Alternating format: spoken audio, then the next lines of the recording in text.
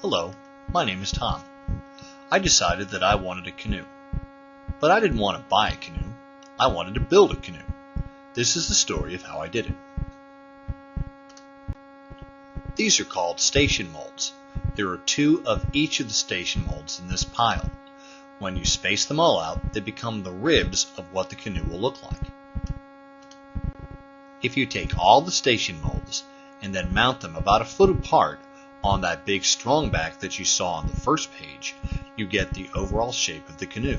If you look straight down the side of it, you can see what the general canoe shape will be, even though it's not actually there. The canoe I wanted to build is 16 feet long.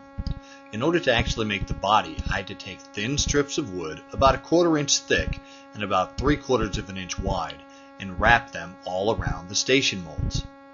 The problem is all the strips of wood that I had weren't exactly 16 feet long, so there were a lot of situations where I had to take one and butt it up against another. If you look carefully, you might see some of the seams.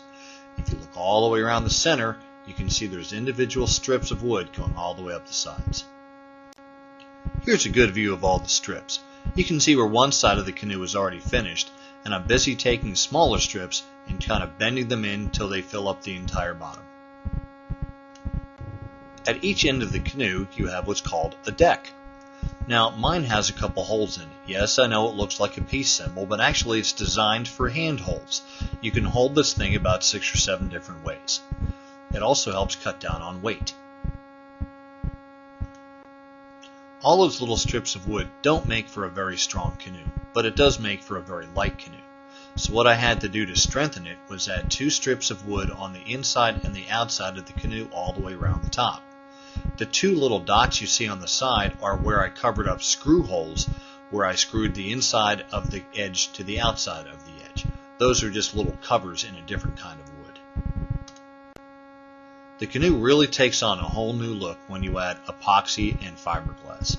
Keep in mind that the canoe still hasn't been turned over yet, but at this point you get to see the different colorations of the wood, the fact that it's got a little shine to it, and it's a lot stronger.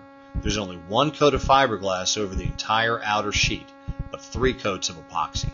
That will make it nice and strong.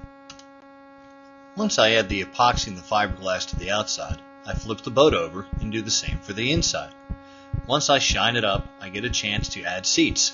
This is the stern seat where I sit. This is where I paddle and steer. Well, here we're finished. It took me about 9 or 10 months, but it was worth it. The boat only weighs about 60 pounds, so one person can lift it. It's only 16 feet long, so it fits on top of any vehicle quite nicely. It holds about 600 pounds, so you can fit lots of people and supplies in it. Once I finished, I named the boat the Whisper. Well, here's launching day. No leaks, just fun and sun.